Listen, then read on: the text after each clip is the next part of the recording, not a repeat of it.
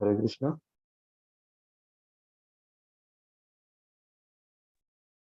Hare Krishna, Prabhuji. Hare Krishna, Prabhuji. We are good to start. Om Ajnana-timirandhasya Jnananjana-salakaya Chakshurunnamilitam Yena Tasmai Shri Gurave Namaha Shri Chaitanya-Manobhishtam Sthapitam Yena Bhutale Swayam Rupa Kadamim Dadasvapadantikam Vandeham Shri Guru Shri Yuta Padagapadan Shri Guru Vaishnavamsya Shri Rupam Sagrajatam Sahagana Raghunatham Vitam Tam Sajivam Sadvaitam Savadutam Parijana Sahitam Krishna Chaitanya Devam Shri Radha Krishna Padan Sahagana Lalita Shri Vishaka Anvitam Shya Navam Vishnupadaya Krishna Prasthaya Bhutale Srimate Bhaktivedanta Swaminiti Namane Namaste Saraswati Deve Gaurvani Pracharane Nirvishesha Sunyavadi Paschatya Deshatarine Panchakalpatarabhyascha Krapasindhu Bhyavacha Patitanam Pavanebhyo Vaishnavebhyo Namo Namaha He Krishna Karuna Sindhu Diyabandhu Jagatpati Gopesha Gopika Kanta Radha Kanta Namostute Saptakanchana Gaurangi Radhe Vrindavaneshwari Bhanusude Devi Pranamami Haripriya Jai Shri Krishna Chaitanya Prabhu Nityananda Shri Advaita Gadadhara Srivasari Gaura Bhaktananda Hare Krishna Krishna Krishna Hare Hare Hare Ram Ram Ram Hare Hare Hare Krishna. So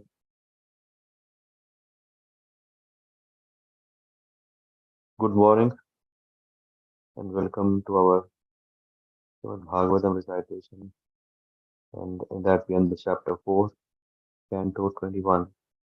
Sorry, the Canto 4, chapter 21.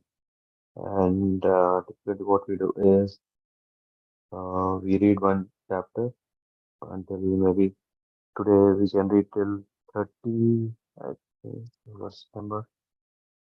Yeah, even we can recite till 33, and then we will discuss the commentaries given by His Divine Grace, Abhay Charanaravinda, Bhaktivedanta Swami Srila Prabhupada. So I'll share my screen and then we take it from there.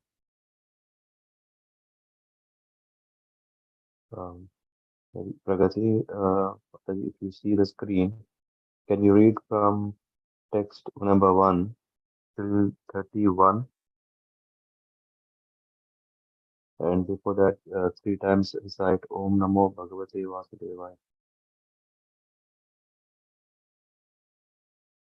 Are you able to see the screen? Yes, Prabhuji. Okay. Fine. Then, yeah. Can you read? Yes. Okay. So I have to start clearly, I mean, whatever it is in screen, or after every text one, I have to recite the mantra. No. Before starting, say Om Namo Bhagavate Vasudevaya, and then you start reading or freely the whole text without even mentioning the text numbers till 31. Yeah. I'll keep scrolling for you. Okay. Yes. Om Namo Bhagavate Vasudevaya Namaha. The great sage Maitreya told Vidura, when the king entered his city, it was very beautifully decorated to receive him with pearls, flower garlands, beautiful clothes, and golden gates. And the entire city was perfumed with highly fragrant license. Fragrant water distilled from sandalwood and aguru herb was sprinkled everywhere on the lanes, roads, and small parks throughout the city, and everywhere were decorations of unbroken fruits, flowers, weighted grains, varied minerals, and lamps, all presented as auspicious paraphernalia. At the street crossings, there were bunches of fruits, flowers, as well as pillars of banana trees and betel nuts branches. All these combined decorations everywhere looked very attractive. As the king entered the gate of the city, all the citizens received him with many auspicious articles like lamps, flowers, and yogurt. The king was also received by many beautifully unmarried girls whose body were bedecked with various ornaments, especially with earrings, with collide with one another. When the king entered the palace, conch shells and kettle drums were sounded. Priests chanted Vedic mantras and professional recites offered different prayers. But in spite of all this ceremony to welcome him, the king was not the least bit affected. Both the important citizens and the common citizens welcomed the king very heartily, and he also bestowed upon them their desired blessings. King Prabhu was greater than the greatest soul and was therefore worshipped by everyone. He King, performed many glory. King 7, text number 7, King Prithu. Yeah, King Parthu was greater Okay. than the Yeah. Yeah, I'll say again, King Prithu. King Prathu. Yes. King Prathu was greater than the greatest soul and was therefore worshipable by everyone. He performed many glorious activities in ruling over the surface of the world and was always magnanimous. After achieving such great success and reputation, which spread throughout the universe, he at least obtained the lotus feet of the Supreme Personality of Godhead. Sutu Goswami continued, "Oh, Saunakya, Saunaka, leader of the great Sang, after hearing Maitreya speak about various activities of King Prathu, the original king who was fully qualified, glorified, and widely praised all over the world, Vidura, the great devotee, very submissively worshipped Maitreya Rasi and asked him the following questions. Vidura said, My dear Brahmana Maitreya, it is very enlightening to understand that King Prathu was enthroned by the great sagas and Brahmanas. All the demigods presented him with innumerable gifts, and he also expanded his influence upon personally receiving strength for Lord Vishnu. Thus, he greatly developed the earth. Prathu Maharaj was so great in his activities and magnanimous in his method of ruling that all the kings and demigods on the various planets still follow in his footsteps. Who is there who will not try to hear about his glorious activities? I wish to hear more and more about the Prathu Maharaj because his activities are so pious and auspicious." The great saintly sage Maitreya told Vidura, "My dear Vidura, King Prathu lived My dear Vidura, King Prathu lived in the tract of land between the two great rivers, Ganges and Ganges and Yamuna, because he was very opulent. It appeared that he was enjoying his destined fortune in order to diminish the result of his past pious activities. Maharaja Prathu was an unrivaled king and possessed the scepter of ruling all the 7 islands in the surface of the globe. No one could disobey his irrevocable orders but the saintly person, the Brahmanas, and the descendants of the Supreme Personality of Godhead. Once upon a time, King Prathu initiated the performance of very great sacrifice in which great saintly sagas, Brahmanas, demigods from higher planetary system, and great saintly kings known as Rajrasis all assembled together. In the great assembly, Maharaja Prathu first of all worshipped all the respectable visitors according to their respective positions. After this, he stood up in the midst of the assembly, and it appeared that the full moon had arisen amongst the stars. King Prathu's body was tall and sturdy, and his complexion was fair. His arms were full and broad, and his eyes as bright as the rising sun. His nose was straight, his face very beautiful, and his personality grave. His teeth were set beautifully in his smiling face. The chest of Maharaja Prathu was very broad, his waist was very thick, and his abdomen, wrinkled by lines of skin, resembled the construction of leaf of banyan trees. His navel was coiled and deep. His thighs were of golden hue, and his instep was arched. The black sleek hair of his head was very fine and curly, and his neck, like a conch shell, was decorated with auspicious line. He wore a very valuable dhoti, and there was a nice wrapper on the upper part of his body. As Maharaja Prathu was being initiated to perform the sacrifice, he had to leave aside his valuable dress, and therefore his natural bodily beauty was visible. It was very pleasing to see him put on a black deer skin and wear a ring of kusa grass on his finger. For this increased the natural beauty of his body. It appeared that Maharaja Prathu observed all the regulative principles, therefore he performed the sacrifice. Just to encourage the member of the assembly and to enhance their pleasure, King Prathu glanced over them with eyes that seemed like the stars in a sky wet with dew. He then spoke to them in a great voice. Maharaja Prathu's speech was very beautiful, full of metaphorical language, clearly understandable, and very pleasing to hear. His words were all grave and certain. It appears that when he spoke, he expressed his personal realization of the absolute truth in order to benefit all who were present. King Prathu said, "O gentle members of the assembly, may all good fortune be upon you. May all of you great souls who have come to attend this meeting kindly hear my prayer attentively. A person who is actually inquisitive must present his decision before an assembly of noble souls." King Prathu continued, "By the grace of the Supreme Lord, I have been appointed the king of this planet, and I carry the scepter of rule the citizens, protect them from all danger, and give them employment according to their respective positions in the social order established by Vedic injunction." Maharaja Prathu said, "I think that upon the execution of many duties as king, I shall be able to achieve the desirable objectives described by expert in Vedic knowledge. This destination is certainly achieved by the pleasure of Supreme Personality of Godhead, who is seer of all destiny.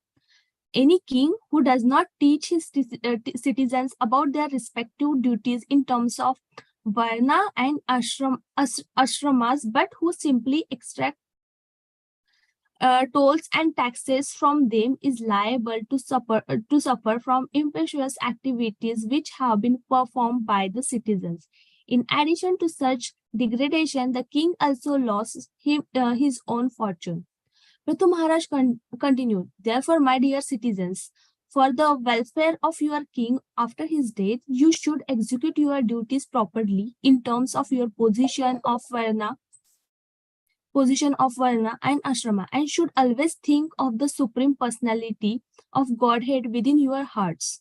By doing so, you will protect your own interest, and you will bestow mercy upon your king for his welfare after death. I request all the pure-hearted demigods, forefathers, and saintly persons to support my proposal for after death.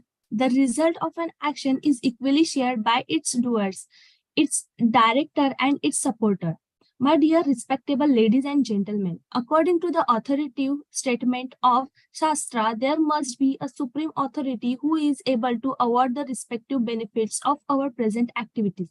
Otherwise, why should there be persons who are unusually beautiful and powerful both in this life and in the life after death? This is confirmed not only by the evidence of the Vedas but also by the person behavior of great personalities like Manu, Uttanapada, Dhruva, Priyavrata, and my grandfather Ariga, as well as by many other great personalities and ordinary living entities exemplified by Maharaja Prahlad and Bali, all of whom are theists, believing in the existence of the Supreme Personality of Godhead who carries a club. Although Abominable persons like my father, Vena, the grandson of death personified, are bewildered on the path of religion. All the great personalities like those mentioned agree that in this world the only best over of the benediction of religion, economic development, sense gratification, liberation, and elevation to the heavenly planet is the supreme personality of Godhead. Om Namo Bhagavate Vasudevaya Namaha. Yeah. Yeah. Can you read the 31, 32 as well, please? Okay, Prabhuji. Om Namo Bhagavate Vasudevaya Namaha.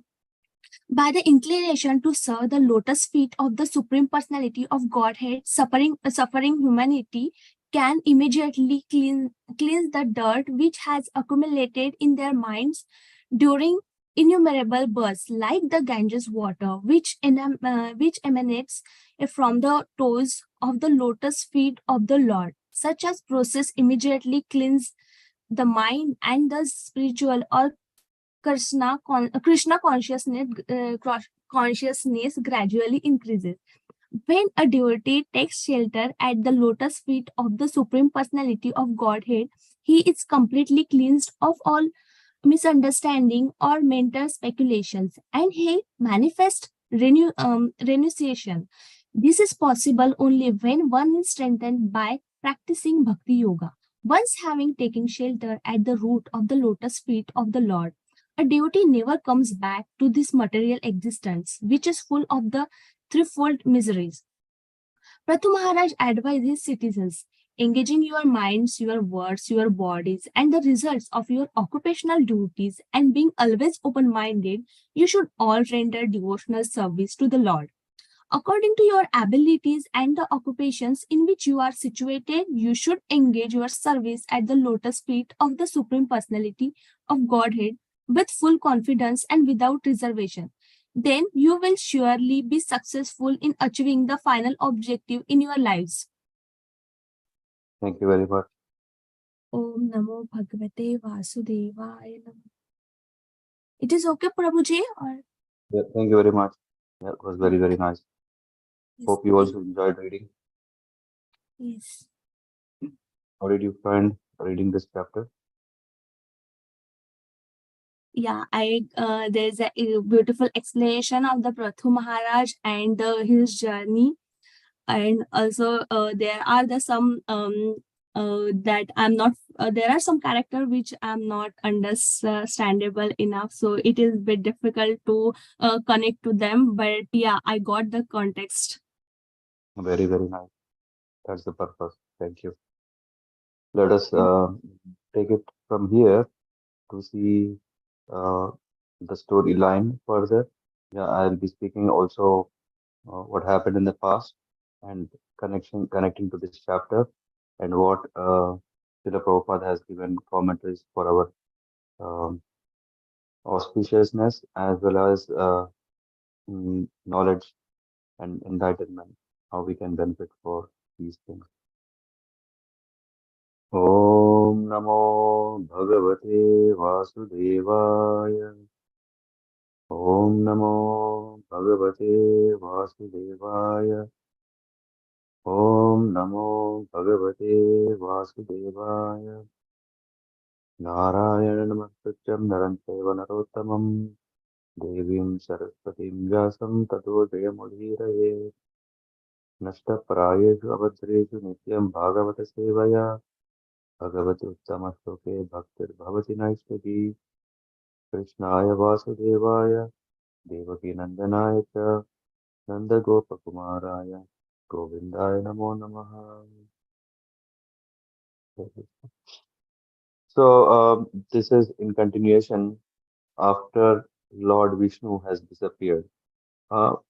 When Prithu Maharaj was performing the 100 Ashwamedha Yajna, then Indra, who felt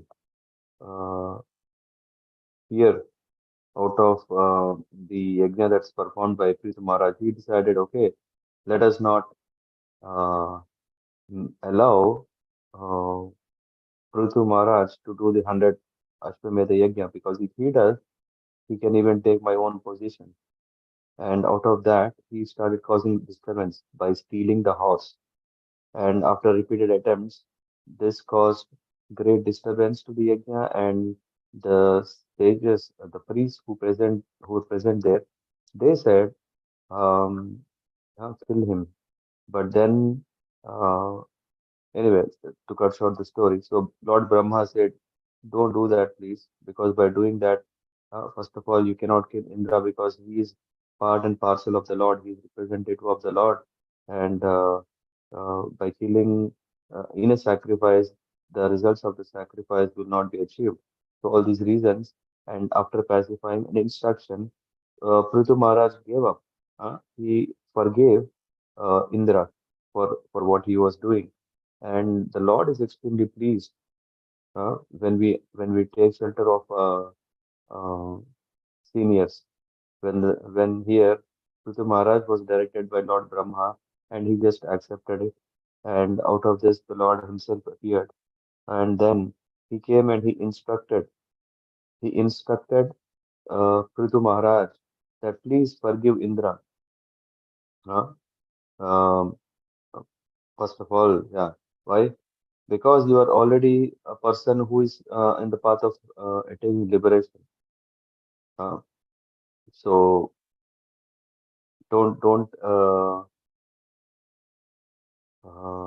get into this by killing Indra, and then there is some kind of reaction and all those things, because you are knowledgeable, you are detached person, you are going towards path of liberation, and not get carried away by Maya. This is what um, Lord Vishnu told to Prithu Maharaj, and then he said, um, after all, Indra is my servant, and Indra is performing his occupational duties. So uh, please forgive. And after this, uh, because Lord is asking a favor here, yeah, of course, because Lord does not interfere with the free will of the individual, and though Lord is instructing Prithu Maharaj to forgive Indra, uh, so still he sees that okay, out of it's only his free will that Prithu Maharaj will execute it, and he didn't want to force it, saying, "Hey, you should do it," and then not be grateful. The Lord is grateful for every small thing that we do, uh, and because Prithu Maharaj gave up and also forgiven Indra, the Lord is extremely happy, and he said, "Ask any benediction that you may want." Uh, and Prithu Maharaj, yeah, he what did he ask? He asked, "I want nothing but bhakti." This is what he asked. Prithu Maharaj, I desire to serve your lotus feet, just like Mother Lakshmi is doing. And of course, if Mother Lakshmi may might feel competitive, that okay, I'm competing uh, with her for this service of massaging your lotus feet. Hmm. But yeah, I know you are very merciful to your fallen souls, and I am you are Dina Nath, Dina Pate. So you are very very merciful to fallen souls, and I am underdog in this. Yeah, so Lakshmi Devi is already serving your lotus feet, and if at all such a situation comes, you please cause your mercy upon me, and don't. I'm sure that you are not worried if Mother Lakshmi may become um, um, uh, displeased and she may leave, but you are self-sustaining. For you can always be alone. It's not that because Lakshmi Devi is there, that is the reason the whole universe is being created. In the case of Brahma, how did he come? He came from your navel, and in that way, if you want to achieve anything, you don't need anyone. You are self-satisfied. So in that way, please favor me. So when Prithu Maharaj was saying so, and the Lord blesses Prithu Maharaj with and after that he leaves. And after he left, then Prithu Maharaj offers all his prayers and praises to all the one who were present there, Gandharvas who came there, and yeah, so that's where uh, last week when we were discussing, we discussed about how did Prithu Maharaj uh, uh, attained success, because he had very clear clarity that he wanted what? He wanted bhakti. He didn't wanted liberation. He said, I don't want that. I don't want this. What is the use of all those things? I want bhakti. But of course, I may not be the right person to ask what I want, because I even don't know what exactly I want. Huh? But you know very well what I want. So he said, kindly bestow whatever you think is best for me.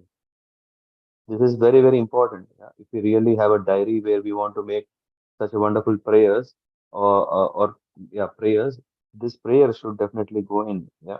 And Omkareshwar Prabhu, I'm talking about fourth canto, 20th chapter, verse number 31. Yeah.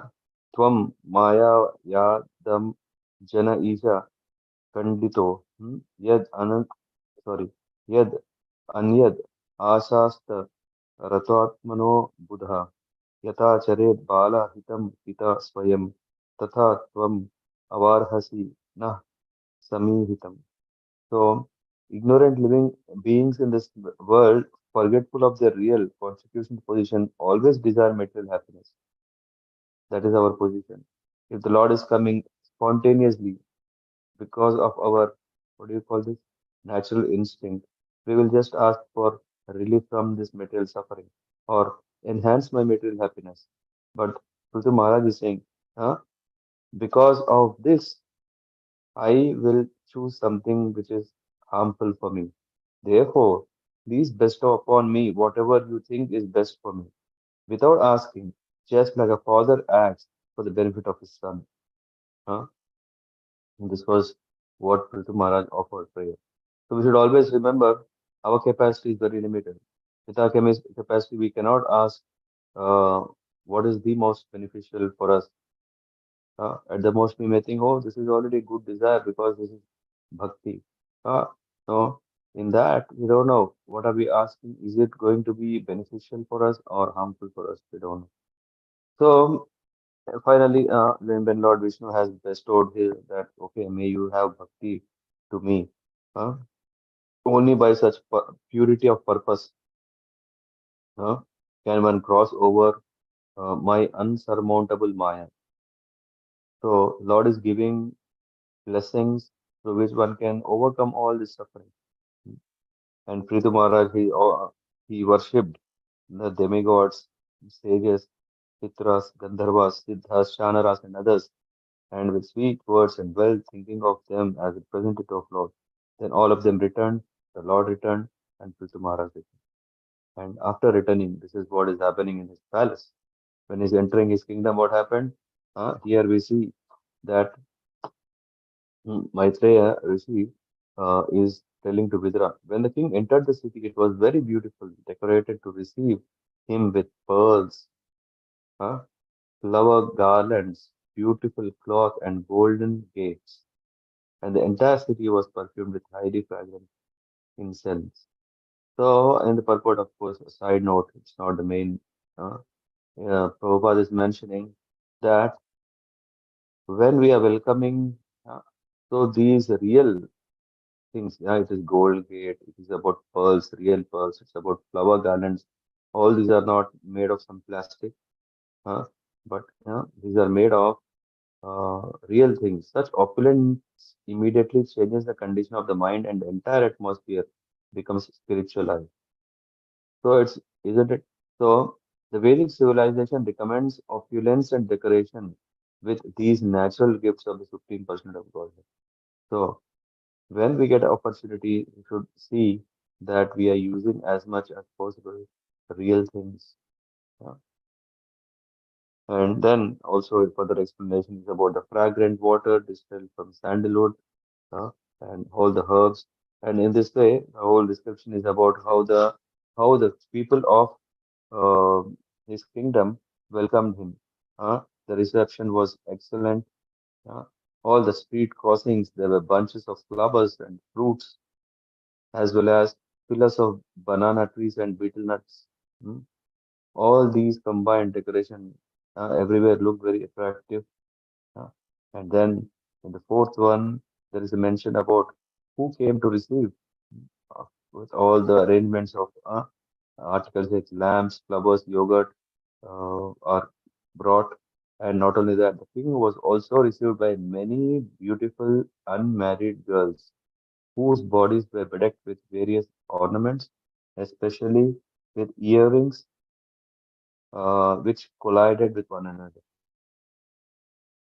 And in Prabhupada is mentioning that he was received by beautiful unmarried girls. And Vedic system maintains its quality by the purity of woman. So it is mentioned that uh, a welcome offered by unmarried girls who are internally and externally clean and are dressed in nice garments and ornaments is also auspicious. And taking it further, Prabhupada is mentioning that is the reason it's very important to uh, provide an atmosphere, an environment, so that uh, women are pure. Uh, Even today in Hindu society, the most conservative families do not allow unmarried girls to go out freely or mix with boys. They are very careful, protected by the parents while unmarried. After married, by protected by their young husbands, and when elderly, they are protected by the children. When thus protected, women as a class remain an always auspicious source of energy to man. This is very, very important. We cannot undermine the importance of this uh, statement that Prabhupada is bringing up, that we should protect. And in protection, what is happening is that the whole society is being protected. It's not like, okay, uh, but people may think that, oh, this protection is imposing law by force. Uh, but it's not true by force. One is imposing this, like you should not do that, you should not do this, you should do this, you should do this. But by bringing a regulated life, just like men are regulating their life, that they have to get up early, that they have to have discipline, that they have to do sadhana. Similarly, when the girls and women are regulated, what is that? Sadhana. Through the process of sadhana, through the process of sadhana, one can attain the next stages of bhakti. And only when this is happening, then um, the women community can bestow what? They can bestow great character to the society. How? By taking care of the children. Uh, when the women are not running behind wealth and uh, yeah, these days even for wine, what is happening is that the quality of the society is degrading because uh, the best teacher and the first teacher for the child is the mother. And when the mother is not setting up a standard by following sadhana, regulated life, regulated devotional life, then the society is degraded. So this is, and then there is further explanation that grand welcome, but in spite of such a grand welcome, Prithu Maharaj kept himself very, very, uh, he didn't, uh, yeah, he was not affected even a bit. That shows that the caliber of the king. It's not like, okay, sometimes we see that, hey, okay, uh, I don't know if you heard, there is some spirit called Sanman. Sanman means uh, that my man is uh, um, uh, honored. Uh, and sometimes people are giving money to get this Sanman. They say, hey, arrange 500 people or get some 2 lorries of people. And then when I am entering, then everyone is doing JJ. No. So here,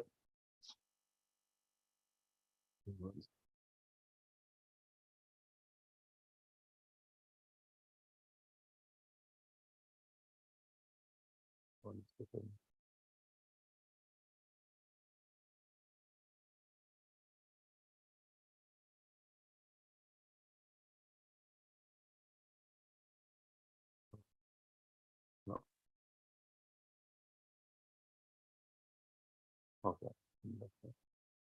So the reception given to the king was full of opulence, yet he did not become proud. It is said that great personalities of power and opulence never become proud. And the example is given that a tree, when it is, which is full of fruits and flowers, does not stand erect in pride, but instead bends downward to show submissiveness. So we don't see that these fruits and flowers are shooting up, right? All these are actually the tree, the more heavier it is becoming. It's amazing, right? A tree which can withstand such a great temperature, there's such a kind of wind and all kinds of calamities, but still, yeah, it is keeping its fruits and that too hanging down. The more and more, the weight of the fruit is making it bend. So similarly, the more and more, yeah, when one is in uh, what do you call knowledgeable person, huh? What the knowledge should make him is to become more humble. But usually, what happens is the more and more we get knowledge, we think that I know better than others, and then we think, okay, and then the fruits, uh, the fruits of such tree are very very sour. Hmm? You may see that there are also what do you call this fruit is not sweet or this fruit is bitter. Why? It doesn't mean okay. What is it called? Khajur. Kabir Das says. Um, we see that, yeah, see the tall tree. It is so tall, so tall. What is Khajur? Date, right? Um, Yes. uh, but what is the use of the tree? Neither we can enjoy the fruits. Of course, these days we can get it. Nor we can have the shade. What is the purpose of very long, growing very tall if it cannot support, serve? Uh, so, um, पंथी को छाया न दिया Pal Atidu. I mean, I don't remember when I was 4 years, 5 years. I read this. बड़ा हुआ तो क्या हुआ, जैसे पेड़ खजूर, पंछी को छाया नहीं, फल लागे अति दूर. Yes, thank you very much. Yeah. So that is the situation of people who pose themselves with a lot of upadhis. Yeah, they say like, hey, I'm a graduate, I'm a postgraduate, I'm a double postgraduate, I am, triple postgraduate, I'm a gold medalist. So many things. What is the use if he is not serving the people? Uh, what is the use if we cannot bring that whatever he has learned to help others? So here, very important, King Prithu is setting a very nice example that though the Lord Himself blessed him, and when being a king, of course, king will have royal treatment. When everyone is treating him, still he was not at all affected by all these things because he understands what is the purpose of his life. What is the purpose of it? Both the important citizens and common citizens welcomed the king very heartily, and he also bestowed upon them their desired blessings. This is important. So it is not that okay, all these guys have come. Come on, ah, arranging a Sanman Sabha where everyone is glorifying. Hey, you are great. After all, Lord Indra asked forgiveness. Your Lord Brahma came. Lord Vishnu came. You are not ordinary. Uh, and then Prithu Maharaj is thinking, yes, yes, yes, I'm great. No, he didn't see that. He was focused always serving whom? His citizens. Who are they? Like his children. A king treats his citizens as his own, yeah, his own family. And then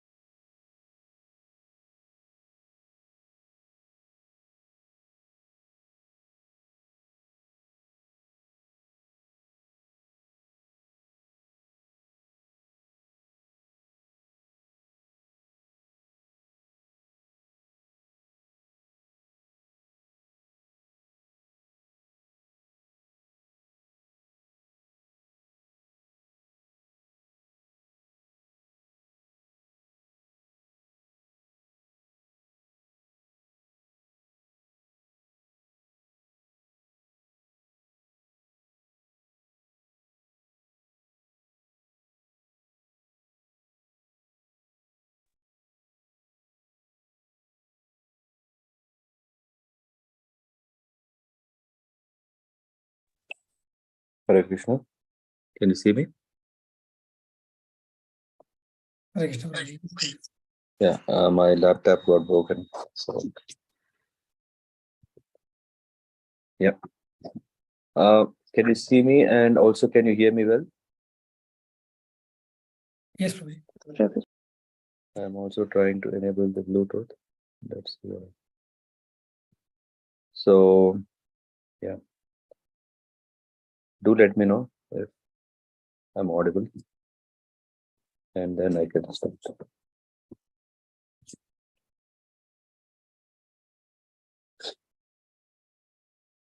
Fine. Yes, Prabhuji. Okay.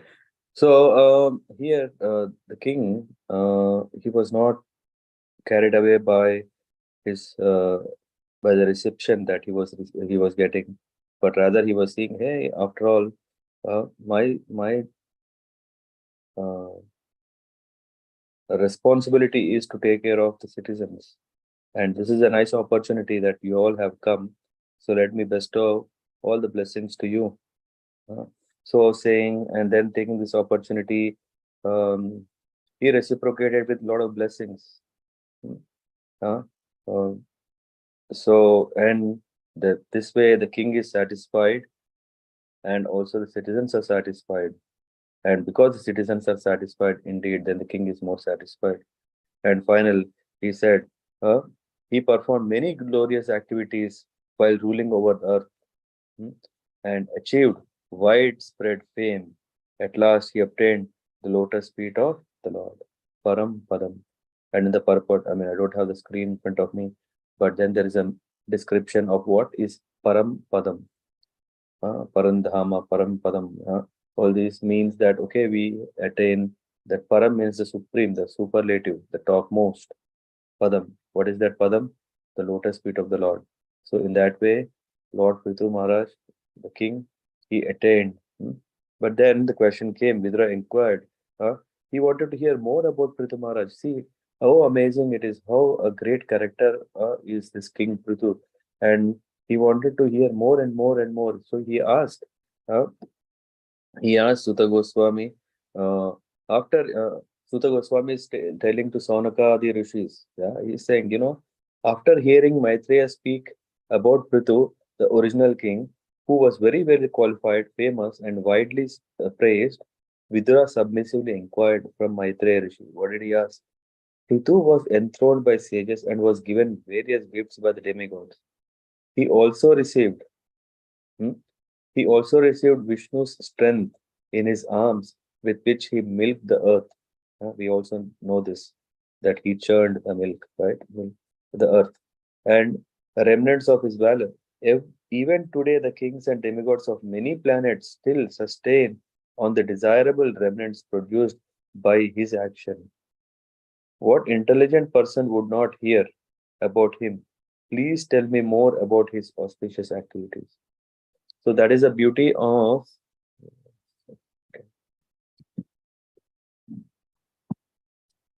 I don't know what is happening with my laptop. So Prithu Maharaj, so Vidura is asking Maitreya Rishi. Maitreya Rishi is very eager to tell, because these are the subject matters of the Lord.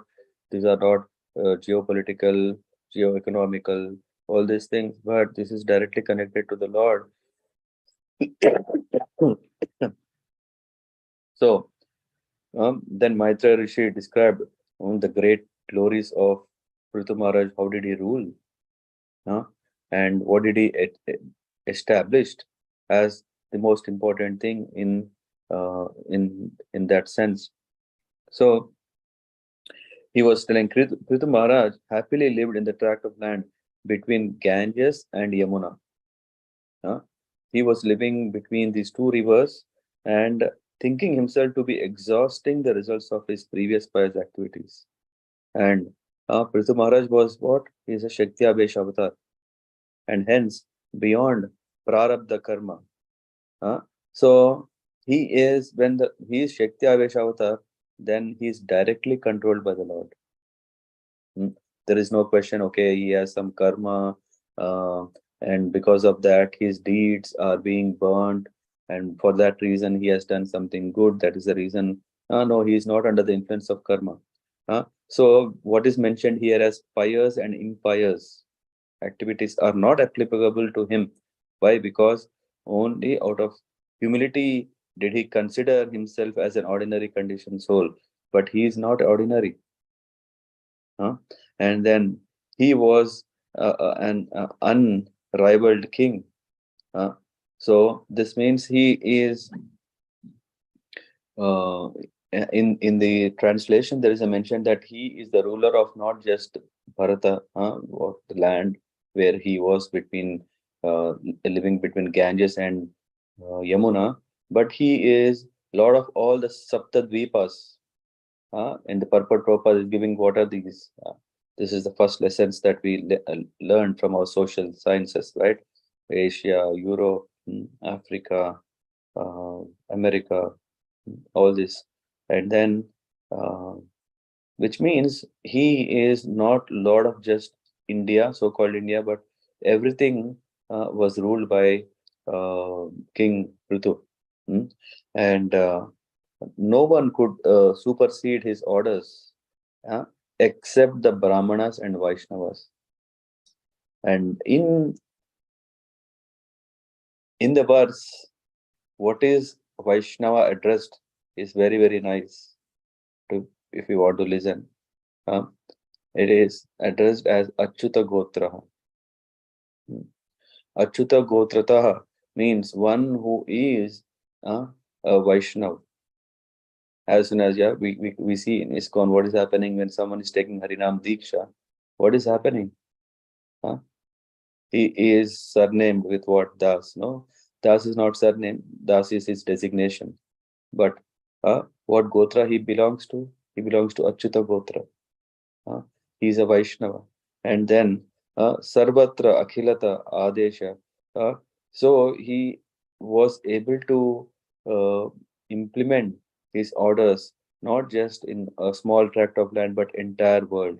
And the purports and in the next verses it's even mentioned not only that but also the universe.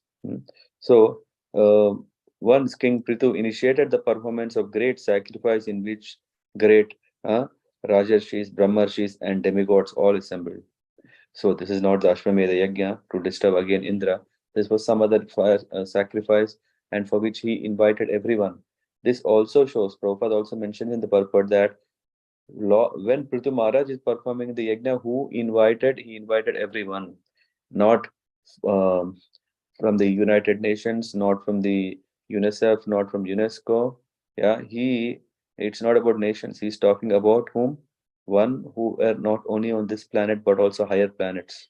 So that means there was interplanetary communication that was there, prevailing even prehistoric times. Yeah, if someone has the a chance to see the screens, yeah, you can refer. This is what. And then once King Prithvi initiated the performance and then befitting worship, he worshipped all the respectable visitors according to their respective positions. Then he stood up in the assembly like a moon among stars.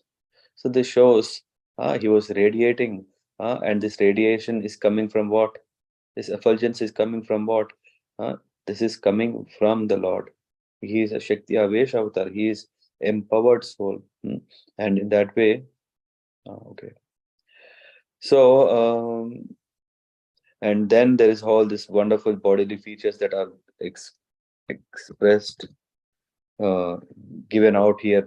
He's very tall, has sturdy, broad arms, fair complexion, red lotus eyes, beautiful nose, beautiful face, smile, and with beautiful teeth, broad chest, large waist, abdomen shaped like a banyan leaf with 3 lines, deep coiled navel, golden colored thighs, arched instep, black, fine, curly, slick hair.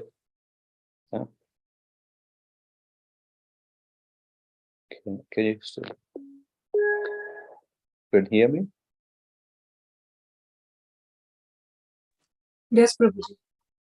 Okay, thank you. So in this way, there is a whole description about him, and then Prithu Maharaj, on one side, to just know his glorious appearance is so nice, then his rule is further explained from verse 19, where it says, Prithu Maharaj addressed the assembly to encourage and to enhance the pleasure of assembled members. He glanced over them and spoke the following. This is what is very important when we talk to people. Uh, if we want, okay,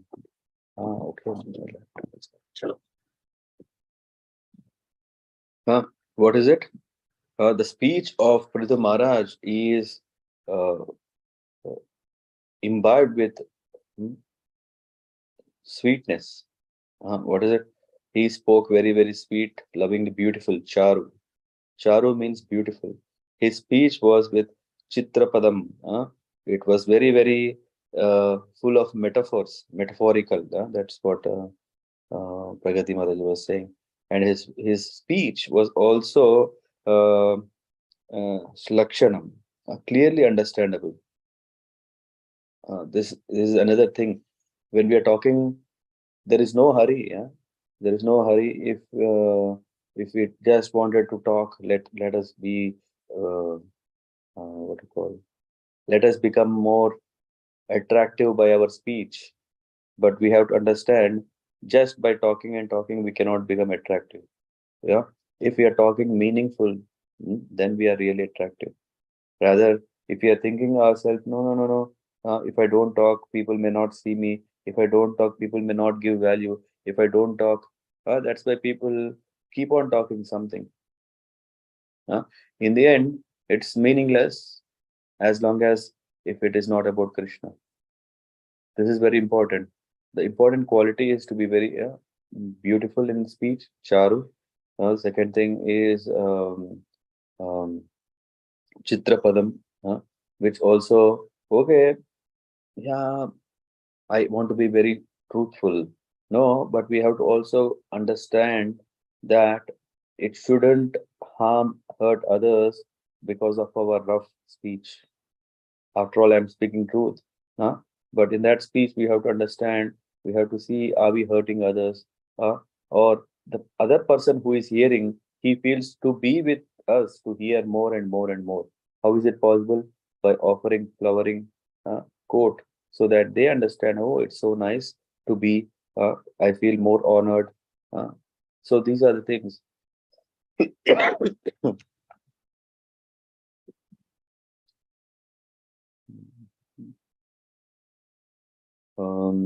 And then Sulakshanam very clear that we can understand, and then Mrishtam very delightful and pleasing to hear, Gudham meaningful, having grave.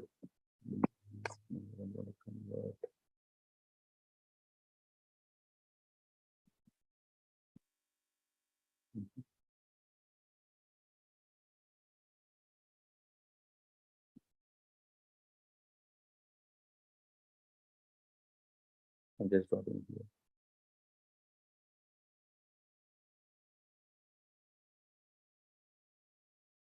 Okay.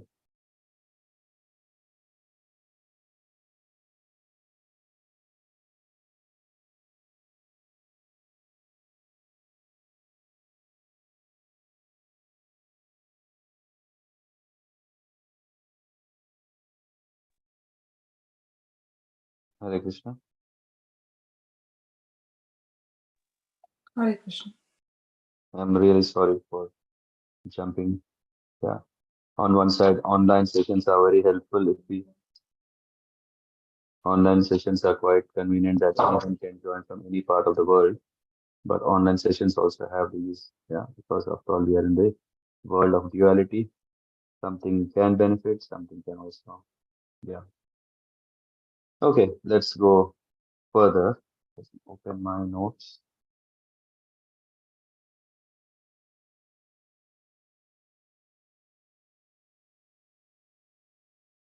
So these are the qualities when we are talking that can actually make best of us. So for that, we should take a moment to really understand what others want from their question, what others appreciate from us that is valuable for them. So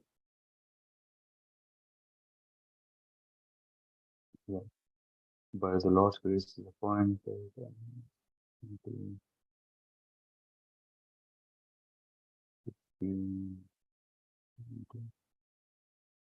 Yeah. So the verse number 20 is Charu Chitrapadam Lakshanam Vishtam Gurham Aviklavam Sarvesham Upakaratam Tada Anuvad Iva. So this is saying that yeah, his words were all grave and certain.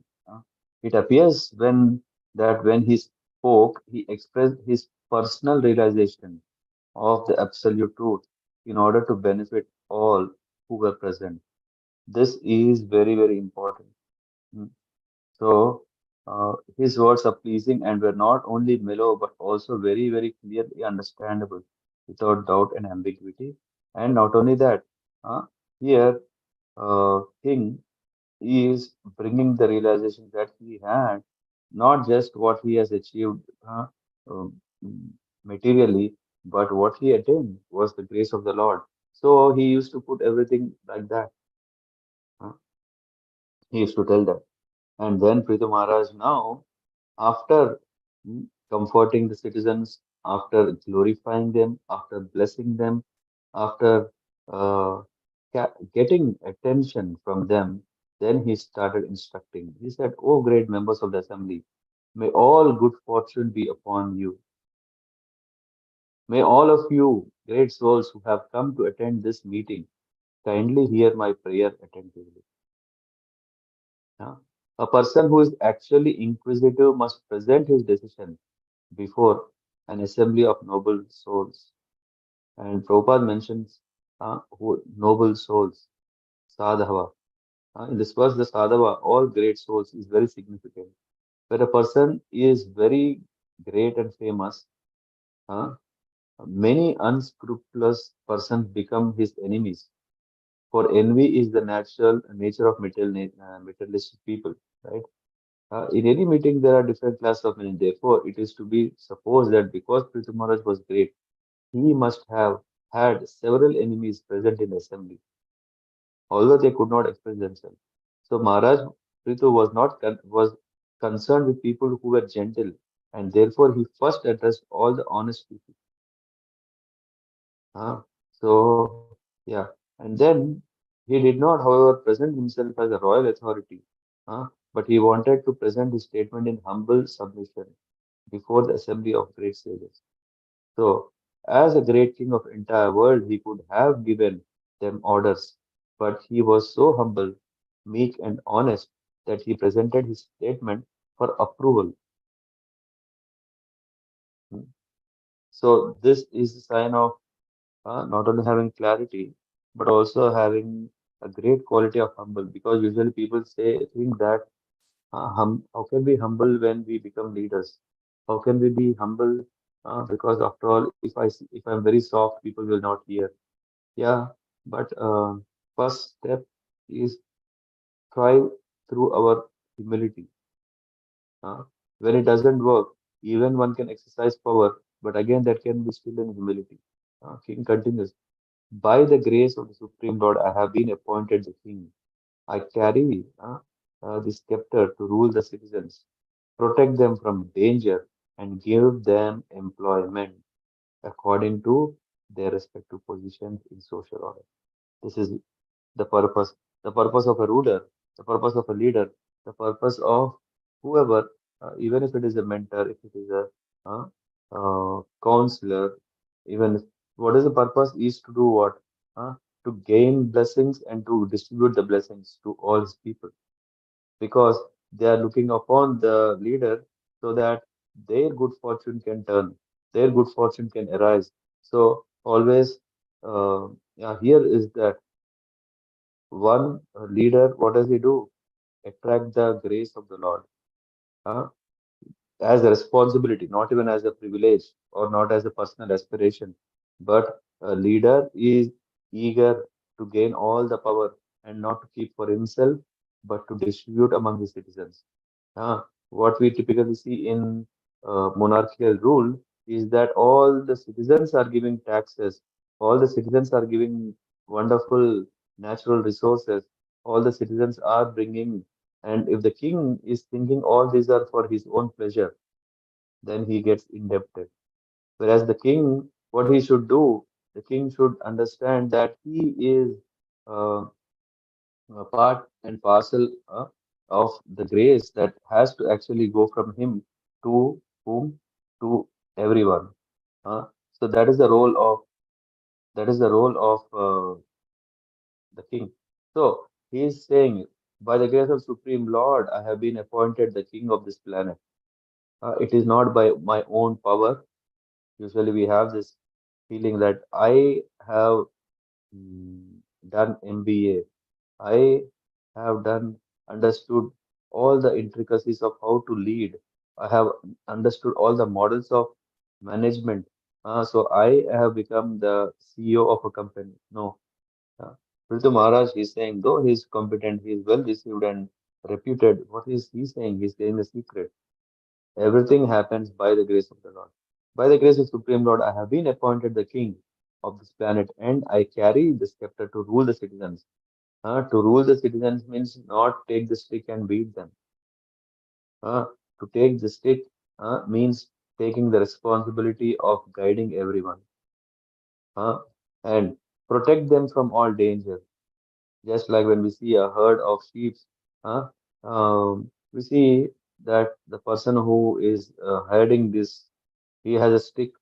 He's not beating. That is not the purpose of it.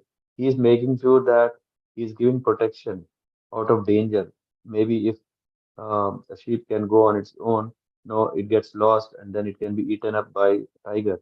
No, he is giving protection and then give them employment. Of course, here the citizens, um, the the the country uh, can flourish when the citizens are employed. Why?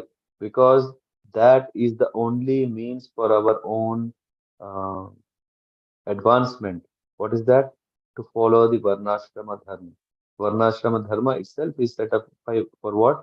That we can execute our duties, we can work out, so that by this process of following the Varnashrama Dharma, then we can understand, appreciate uh, the purpose of taking shelter of the Supreme Lord.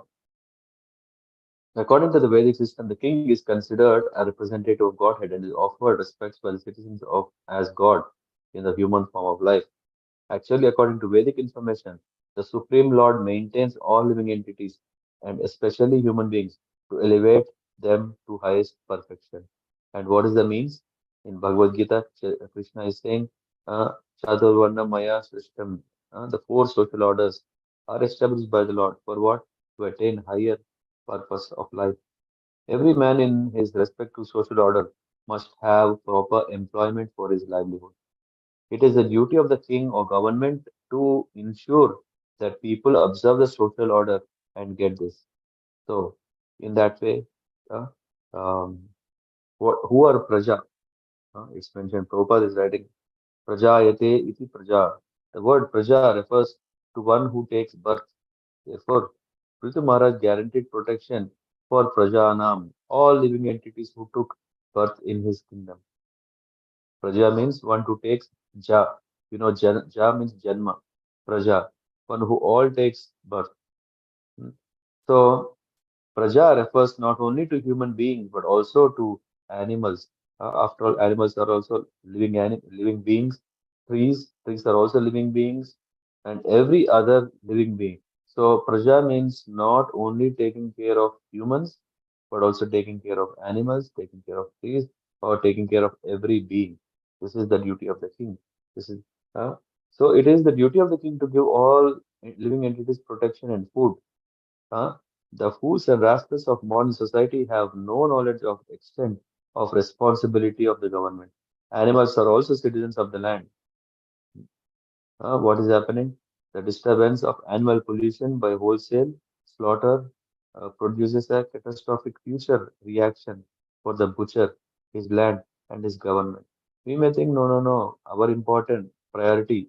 We may say that first, my priority is to take care of people. After all, uh, they are highly conscious. After all, they have society, they have civilization, they are part of. So no, we may think that, and we can continue to provide meat, slaughterhouses. No, what is happening is now we will survive. Immediately, we are solving our problem by all these cheap tricks. But what is happening? We are getting into catastrophic future reactions. For whom? For the one who is um killing the animals, the butcher. We may say, no, no, no. After all, the butcher is the one who is cutting the animal. He's the killer. I am not responsible. No, the effect of this reaction also falls on the land. Where is it happening? Who is allowing it? So it also falls on the government. So it's not on the one who is the butcher. It's not only on the land where it's happening. It also not also on the government, which is allowing it to happen. So it is very, very dangerous that if the government is not taking care of animals, animal protection.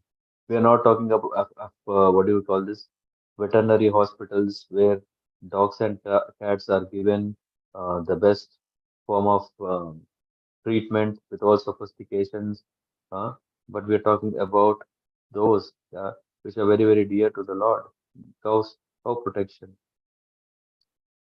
Maharaj Prithu said, I think that upon the execution of my duties as king, I shall be able to achieve the desirable objectives described by experts in Vedic uh, scriptures. And then he further says that what is that?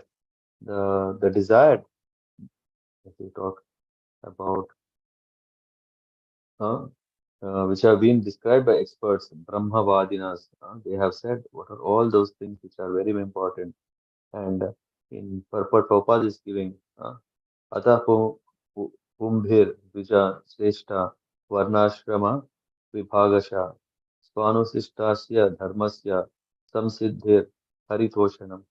The perfection of one's execution of his appointed duties is the ultimate satisfaction of the Supreme Lord. So the Lord has indeed created this classification, categorization, so that we can attain success. And when we follow that, the Lord is extremely pleased. Hmm. So this is the purpose. But what is happening is kama sandoha. What is happening because we are carried away by desired results, the achievement of the desired result. Everyone desires to achieve the ultimate goal of life, but in modern civilization, the great scientists think that man's life has no plan. This gross ignorance is very dangerous and makes civilization very risky. People do not know the laws of nature, which are the rulings of the Supreme Lord. Because they are atheists of first order, they have no faith in the existence of the Lord and his rulings, and therefore do not know how nature is working. And because we don't know how is the nature working, so what is happening? This gross ignorance of mass people, who are they? Scientists, philosophers, makes life a risky situation in which human beings do not know whether they are making progress. Huh? So Krishna consciousness movement has therefore been started to give philosophers, scientists, and people in general the proper knowledge about the destiny of life. Everyone should take advantage of this movement and learn the real goal of life. So in that sense, and then what is the purpose of the ruler? Any king who simply exacts taxes from the citizens without teaching them their respective varnashram is liable to do what? Suffer for his sins. So Prithu Maharaj is saying, it is not that only we keep collecting taxes that too forcefully and that too uh, irreligiously. What is the consequence? He suffers the sins of the citizens because of his mistake, because of his uh, behavior. If citizens are misled and citizens are committing sins, who's the cause of it? It is the king. So it is the government. So who is going to suffer for that? It is the king. And not only that, uh, he he will also lose his good fortune of wealth and power. This is very evident. We see this, right? In history, is there any such um, a king uh, who was uh, who led? unethical life and left the world very, very happily, feeling very, very successful and peaceful. No, even if you take the example of Alexander the Great, what happened with him? After all, he conquered everything, but he was not happy. He was was he satisfied? No, he was actually thinking, what a disastrous life I led. Am I carrying anything? I'm not carrying anything. What is he carrying? Sin. And not only his own sin, because he was dictating. Uh, because he was dictating, then whatever sin out of it came from people who followed, also he took it with him. So in that way, he's not Alexander the Great. He's Alexander the Great sinner. Uh, Anyway, so that's not our focus again. So, but here in the purport, if you see, we see that the law of nature was are very subtle. For example, if one eats in a place which is very sinful, he shares in the resultant reaction of the sinful activities performed there. Uh, it is a Vedic system, therefore, for a householder to call Brahmanas and Vaishnavas to eat at ceremonial performances in his house, because the Brahmanas and Vaishnavas can immunize him from sinful activities. But it is not the duty of rigid Brahmanas and Vaishnavas to accept invitations everywhere. Huh? It is not, oh, everyone is calling me, it's so nice, let me go, let me eat, let me take money from them. No, Brahmanas also and Vaishnavas should be very careful that they don't accept invitations everywhere. There is, of course, no objection to taking part in feasts in which prasadam is distributed. There are many subtle laws which are practically unknown to people in general, but the Krishna consciousness movement is very scientifically distributing all this Vedic knowledge for the benefit of the people of the world.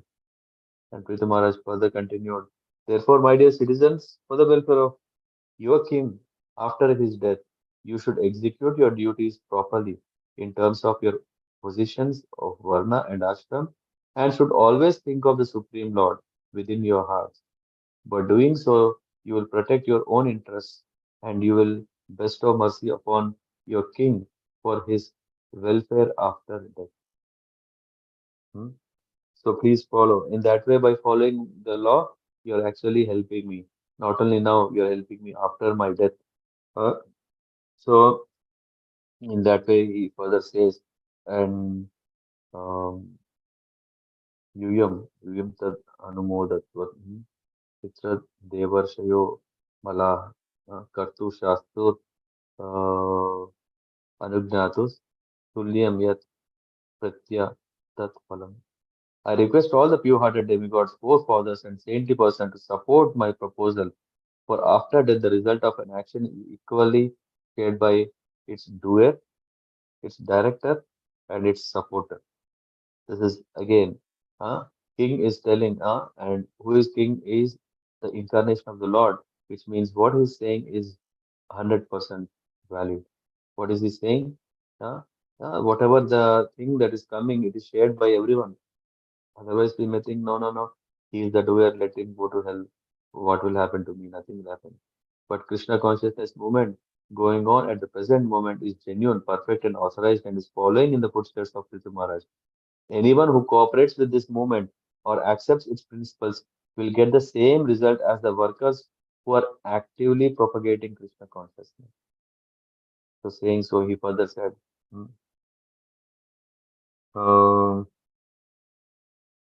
yeah, he said, my dear ladies and gentlemen, according to the authoritative statements of Shastras, there must be a supreme authority who is able to award the respective benefits of our present activities.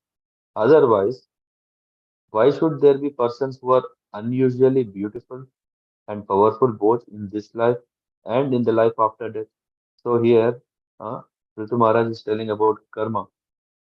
He's telling about uh, he- Prithu Maharaj is establishing the importance that um, there is a system. It's not just like one can lead a life of whatever he wants. And in Vishnu Puran, it is said that entire Varnashram institution is meant to satisfy the Supreme Lord.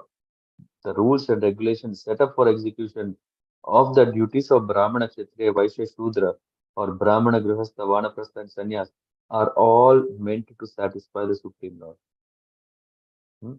So it is very important that we just don't take comfort of this ashram. Hey, now I am a Brahmin. Brahmin can do this. So because I am a Brahmin, so others can are subordinate to me. I can continue to maintain this Brahmin life after life, even to my children, grandchildren, and their children. No, we have to understand that the purpose of all this thing is to attain the feet of the Lord. According to the Vedic system, one who does not abide by the orders of Vedas is called Nastika. We know Nastik. When Lord Buddha preached his theory of non-violence, he was obliged to deny the authority of Vedas, and for this reason he was considered by the followers as Nastik. But although Sri Chaitanya Mahaprabhu very clearly enunciated that the followers of Lord Buddha's philosophy are Nastik, uh, or atheists because of their denial of the authorities, he considered the Shankarites who wanted to establish Vedic authority by trickery and who actually followed the Mayavad philosophy of Buddha's school to be more dangerous than Buddhists. Yeah. This is about telling about Mayavad and how dangerous it is. Hmm. The absolute truth is therefore the supreme personality of Godhead, and every living being is meant to satisfy Him. Hmm. This is the highest perfection of life. Swanu- Swanustistasya dharmasya samsiddhir haritoshanam. By discharging one's prescribed duty, one can become very successful in life if he simply satisfies the Supreme Lord. The example given here is about Arjuna. Arjuna just he followed what Krishna said, and then he attained perfection. And then the Lord is known as Purushottam, or the best of all living entities. He is a person like all other living entities, but he is a leader, or the best of all. So Uttam, the topmost. So there is this wonderful purport. I'll not read a whole purport, but this purport, which is 27, is telling, and then 29, 28 to 20, 30 is he's saying, whatever I have spoken, it's not my own story, it's not my own thought. This is what the authorities confirm. The Vedas and great persons like Manu, Uttanapada, Dhruva, Priyavrata, Anga, Brahma, Shiva, Prahlad, and Bali, but not abominable persons like Vena, who are bewildered about them. They also agree that the only bestower of benedictions of Dharma, Artha, Kama, Moksha, and Swarga is the Supreme Lord. Huh? So, how can we attain that? Huh? By following, these are authorities who are mentioned here, and by following them, one can become successful. Narottam Das Thakur states that one has to ascertain the right path of his activities by following in the footsteps of great saintly persons and books of knowledge under the guidance of spiritual master. Sadhu, Shastra, Guru, Vakya. What are the three? Sadhu, Shastra, and Guru Vakya. Three. A saintly person is one who follows the Vedic injunctions, which are the orders of the Supreme Personality of Godhead. The word Guru refers to one who gives proper direction under the authority of Vedic injunctions and according to the examples of lives of great personalities. So, this is what. So, who are the Mahajans given here? The names are Brahma, Lord Shiva, Narada Muni, Manu, Kumaras, Prahlad Maharaj, Bali Maharaj, Yamaraj, Bhishma, Janaka, Sukadev Goswami, and Kapila Muni. So they are Mahajanas. Uh, so by following their instructions under the guidance of spiritual master, because otherwise we may not appreciate, we may not understand why, for example, Lord Shiva has uh, done a Leela like this. We may not be able to understand. So we need a spiritual master who can tell us how, what are the dealings of these great Mahajanas. And then we can follow under the guidance of spiritual master. And what is, although abominable persons like my father Vena, the grandson of death personified, are bewildered on the path of religion, all the great personalities like those mentioned agree that in this world the only bestower of benediction of religion, economic development, sense gratification, liberation, or elevation to heavenly planets is the Supreme Lord. So this is the secret. This is the secret of our own success. It depends on what? It depends on uh, following the footsteps of mm, these great personalities. What will happen when we do that? Devotion service is the process through which we get cleansed. Yat pada seva abhiruchi tapasvinam asesha janmo pachitam malam diya. So what is happening through this process of devotion? By the inclination of to serve the Lord, what is happening? Suffering humanity can immediately cleanse the dirt which was accumulated in their minds during innumerable births. If at all we want to clean our thoughts, if we want to clear our mind with all these impurities, by what process we can do? Just like the Ganges water which emanates from the lotus feet of the Lord, such a process immediately cleanses the mind, and thus spiritual or Krishna conscious gradually increases. Uh, in India, one can actually see that a person who takes bath in Ganges water daily is almost free from all kinds of diseases. A very respectable Brahmana in Calcutta never took a doctor's medicine. Even though he sometimes felt sick, he would not accept medicine from the physician, but would simply drink Ganges water. And he was always cured within a very short time. I don't know. Varsangli Mataji, who is that king in King of Jaipur? Uh, Jai Singh. is it Jai Singh? There are two kings who are prominent in Prabhuji, Man Singh and Jai Singh. But I yeah, think mainly Jai Singh who constructed if all you if things. you if you visit a fort, in that fort there is a very big vessel, golden pot in Yes, the fort. Amer Fort. Who's that? Amer Fort. That fort is Amer Fort, where the No, golden. what is Amit Fort? I forgot. I mean, when yeah, I was going school those days, I visited. There is a one very big pot made of gold. And you know what this pot is made for? To carry Ganges water, because the king was on a ship mm, to Europe, because he doesn't drink anything except Ganges water. So he had two such big pots and he carried Ganges water with him. This just reminded. Um, Even though I mean, here is this that um, the glories of Ganges water are known to Indians and to ourselves also. The river Ganges flows by Calcutta. Sometimes within the water there are many stools and other dirty things which are washed away from neighboring mills and factories. But still thousands of men take bath in Ganges water. And they are very healthy as well as spiritually inclined. That is the aspect of Ganges water. The Ganges is glorified because it emanates from the toes of the Lord, lotus feet of the Lord. Similarly, if one takes to the service of the lotus feet of the Lord or takes to Krishna consciousness, he is immediately cleansed of many dirty things which accumulated in his innumerable births. So we have to see, we have seen that in spite of very black record of their past lives, persons who took to Krishna consciousness become perfectly cleansed of all dirty things and make spiritual progress very swiftly. Therefore, Prithu Maharaj advises that without the benediction of the Supreme Lord, one cannot make advancement, either in so-called morality, economic development, or sense gratification. One should therefore take to the service of the Lord and thus very soon become a perfect man.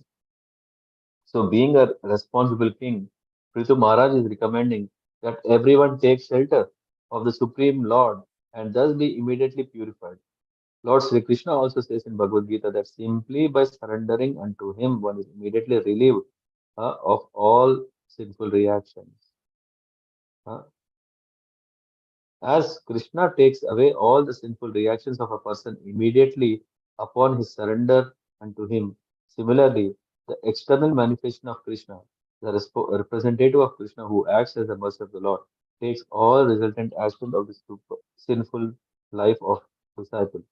So anyway, The Chaitanya Mahaprabhu therefore stated that the spiritual master who plays the part of Krishna's representative has to consume all the sinful reactions of his disciples.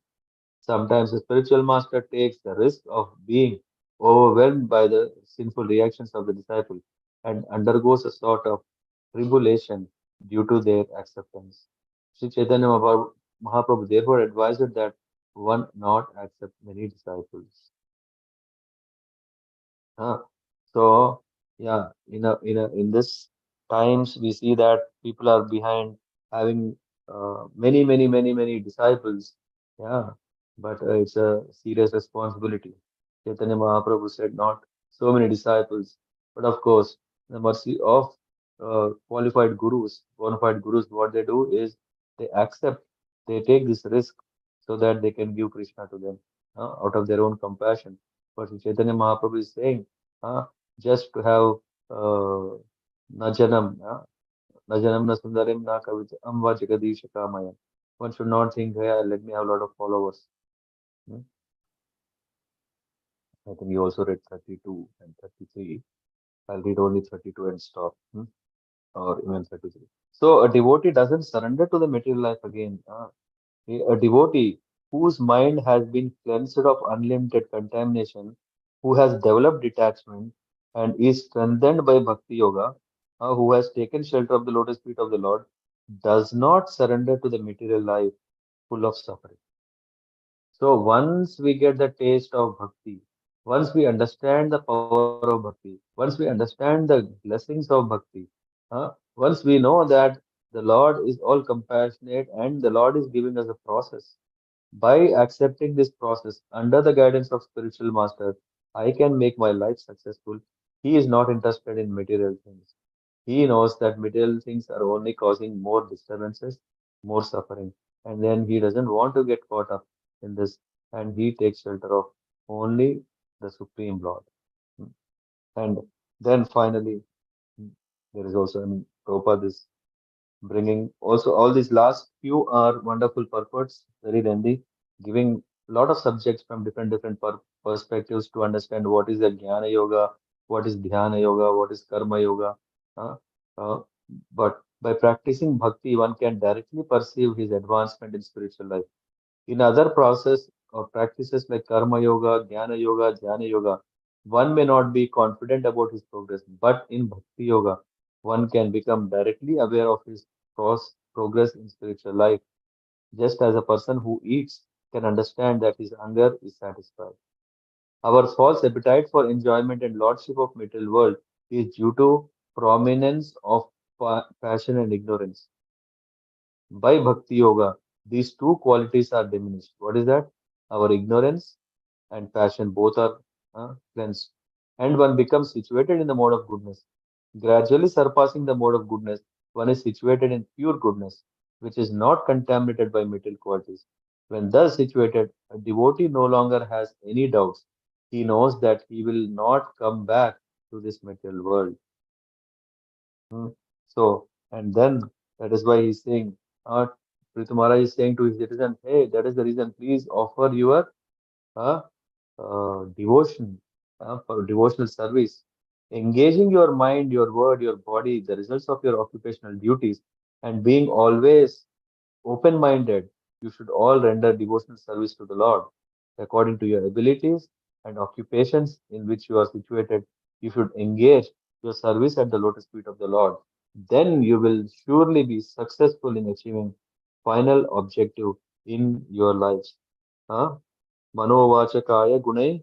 So what is that? Engaging mind, word, and body, and doing what? Offering the results of your whatever work you are doing.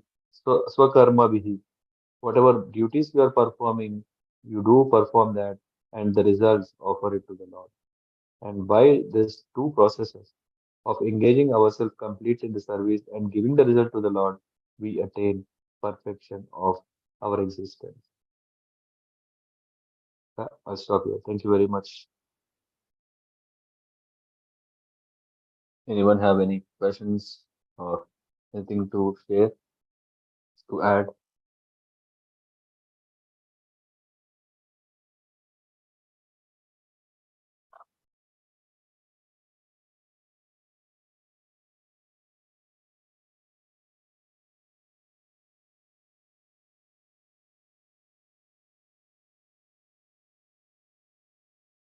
Then I have a question.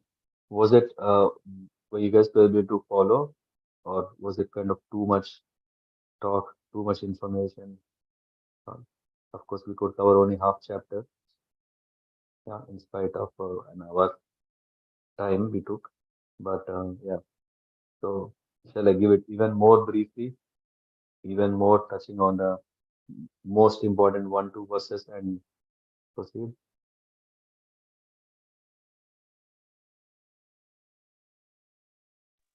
Hare Krishna, Prabhuji. Mhm. Prabhuji, it was nice this way only. It was like we can connect to all the points. Well, I can personally. So yeah. Mhm. Hare Krishna Prabhuji. I would also second what Mataji mentioned. So a brief touch upon on all the verses is very nice, Prabhuji. Mhm. Okay. Anyone want to share what did you take up from this session?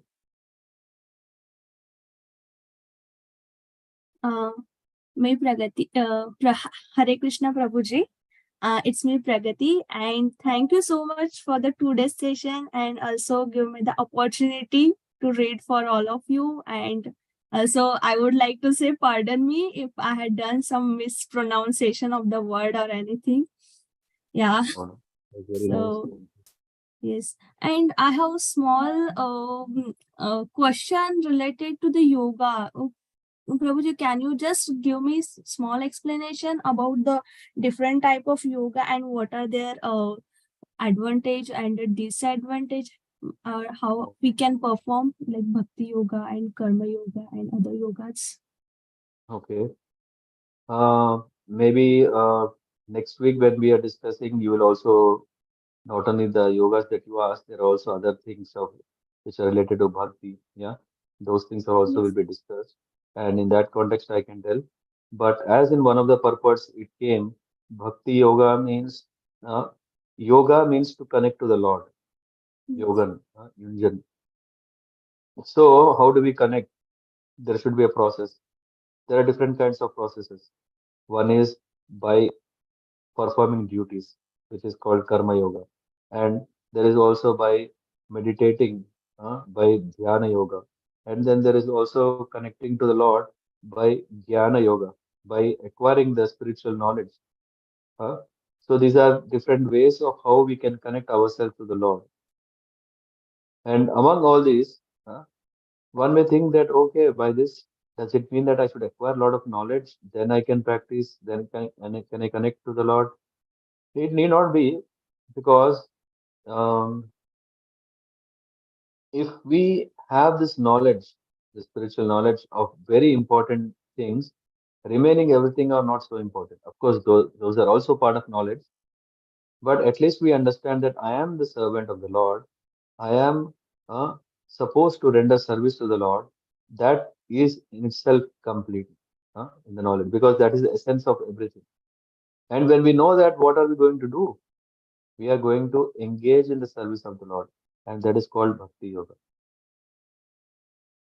Yeah.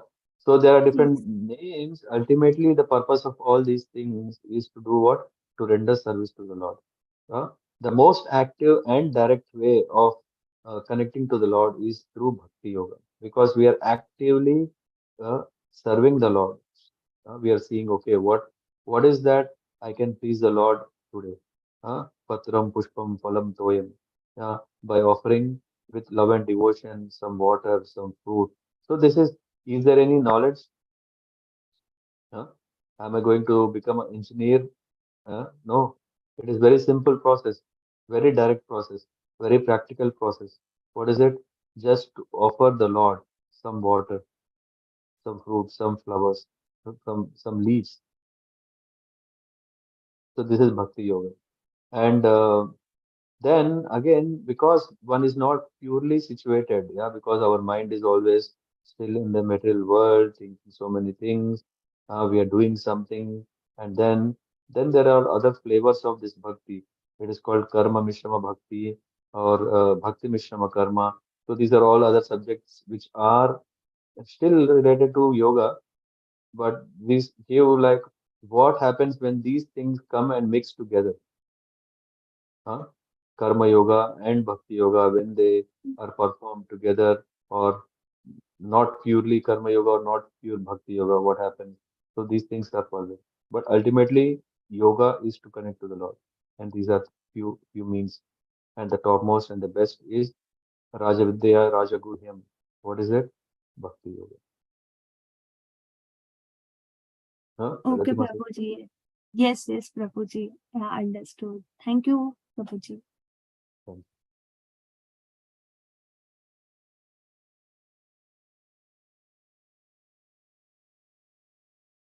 Anyone else have anything? What did you find good that you would like to take away from this session?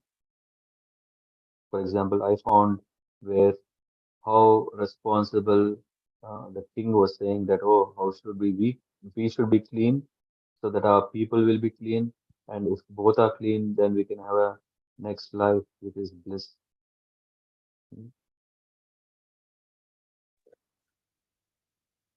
Hare Krishna, Prabhuji. Yes, Omkareshwar. Yes, yes, Prabhuji, very nice. Yeah, it's wonderful always. And Prithu Maharaj's teachings. Yeah, I was also, as I told you already in the beginning, that I was quite interested to know more about it, and it's really wonderful. Actually, Prabhuji, this is like Prithu Maharaj is making a lecture, this Hari Katha, or lecture to the Praja, to his Praja. Yeah. And actually, this is like how the Rashtra ke naam sambodhan, like, you know, our Pradhan Mantri, our Prime Minister, or any Prime Minister of any country is doing this like addressing the nation. They come with a special topic and they address the nation. So he's also addressing the nation. So it's a Rashtra ke naam sandesh. And actually, Prabhuji, I heard from a senior Vaishnava that it was the wish of Srila Prabhupada, it was the desire of Srila Prabhupada that this Rashtra ke naam sandesh, what Prithu Maharaj has given, what we are reading right now, what you are telling right now from this chapter 21, it should be recited in our parliament. So Srila Prabhupada has a desire that he wanted to talk or write a letter to Indira Gandhi that this should be recited in our parliament, or the then prime minister. But I don't know if the letter was written by Srila Prabhupada or not written, but one senior Vaishnava says it was the desire of Srila Prabhupada. So it's really wonderful, but the problem is that what we are talking in our parliament is different. Now the Raja, the king, the prime minister is not talking these things. This is a perfect lecture for a prime minister for the nation. Yeah, to make people aware what kind of consequences people will have, what kind of consequences. Yeah, at the moment people are taking these facilities to avoid performing duties, right? People say, hey, it's not my duty, it's not my duty, it's not my duty. And in that way, people are not taken care by the administration. If you see, it's a pity, it's an unfortunate situation where the government authorities who are empowered, right, to take care of people with care, with serious responsibility. But what time do they come to the office? They come very, very late. Yes. And what do they really do? Either they stop people who are working. There are a few people who are working, right? Because they think if we allow him to work, what will be my value? So because of selfish interest, what is happening? The more and more the people who are occupying positions are people who do not want to work. Why?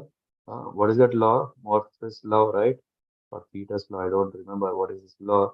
The role that one person advances, promotes himself, is finally the role which he cannot perform. Have anyone heard this? So in an organization, everyone is getting promotions, right? Everyone, maybe he would have started as a fresher, he would have gone to engineer, an expert, a specialist, a manager, and etc. There is a whole nice hierarchical advancing. Yeah, one is advancing gradually up. The point where he stops is the point where he is struggling to perform best of his level. In that way, if we see an organization, we have people who are in the roles where they are not the best people, because if it would have been one level below, they would perform better than the level where they are now. Yeah. And of course, organizations, yeah, especially when we talk about administrative classes, yeah, where is the apathy? There is sympathy, there is nothing. They are just seeing, okay, what is best for them, for their life, for their family. And yeah, of course, we cannot discuss here when we can't solve the problem. But as you said now, Omkareshwar Prabhu, when we have these kind of at least 1 hour videos that are played in the parliament, at least, yeah, repetitions of such sessions can make them understand the reality. They cannot escape. They cannot think, oh, this life is what I want. I'm thinking more. They know that, okay, next life is sinful. You have to suffer next life. Most of the things are, we don't think that, okay, we'll suffer tomorrow. That is the reason we are committing sins in this life now. But when we see, oh no, there are people who have really burned their hands, not caring the Shastras, not caring the Vedic injunctions, what is happening is a catastrophe of the next lives, because the cycle of birth and death is yeah, there. And yeah, the other day, who's that? Stevenson, Ian Stevenson, I think, who has a lot of cases shown what happened. He proved that there is karma, and he proved that there is a rebirth. All these things should help. So it's so nice, Omkareshwar Prabhu. If Hare Krishna channel, which is exclusive for all this knowledge, right, are there, and if a playlist is played regularly in such places. Yes, Prabhuji. Yes. Yes, Prabhuji. Actually, Prabhuji, what Prithu Maharaj has said, actually, this is really a perfect lecture for a king or a prime minister for the parliament. You have recited, you have also talked very patiently, and you have also explained each and every point very nicely. And yeah, Prabhuji, actually, I like a few points from your class today. For example, Prithu Maharaj said that to his praja, that I am here to, my duty is to give you employment, so that you are satisfied, and then you can follow the Varnashram system properly when you are in full employment. And then you also tell that Sam Siddhir Haritoshanam, and the purpose, the sole objective of the Varnashram system is Haritoshanam, to please Lord Hari.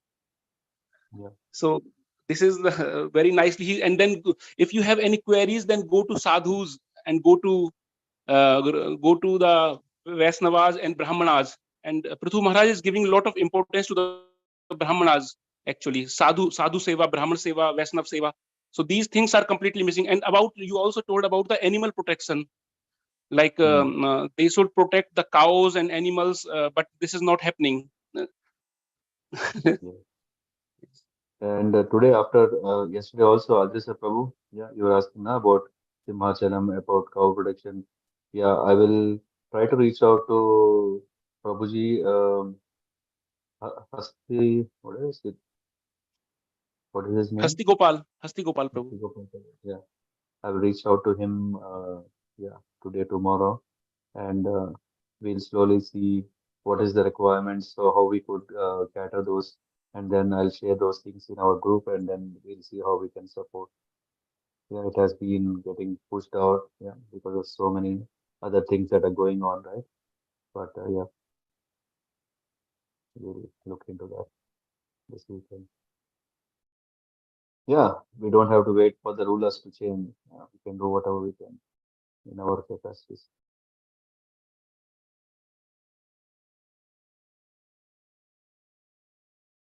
Okay, anyone else? Thank you very much, Omkar.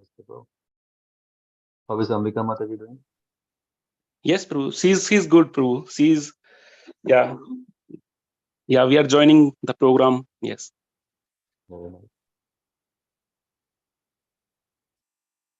Okay, then if there are no questions and no comments, then I wish you a very nice weekend.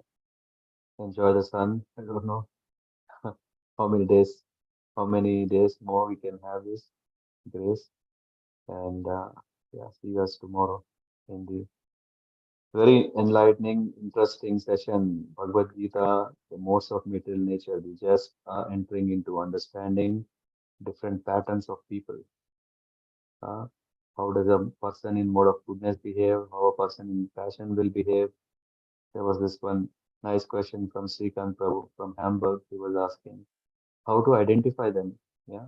So tomorrow we will know how they behave, what they eat, or all those things can help us to understand whom to associate, how to disassociate all those things tomorrow. Śrīmad-Bhāgavatam ki jai, Śrīla Prabhupada ki jai. Vanchakalaparabhyascha kripa sindhubhyo cha patitanam pavanebhyo vaishnavebhyo namo namah. Hare Krishna. Hare Krishna. Hare Krishna, Prabhuji. Hare Krishna, Prabhuji. Prabhuji. Hare Krishna. Hare Krishna, Prabhuji.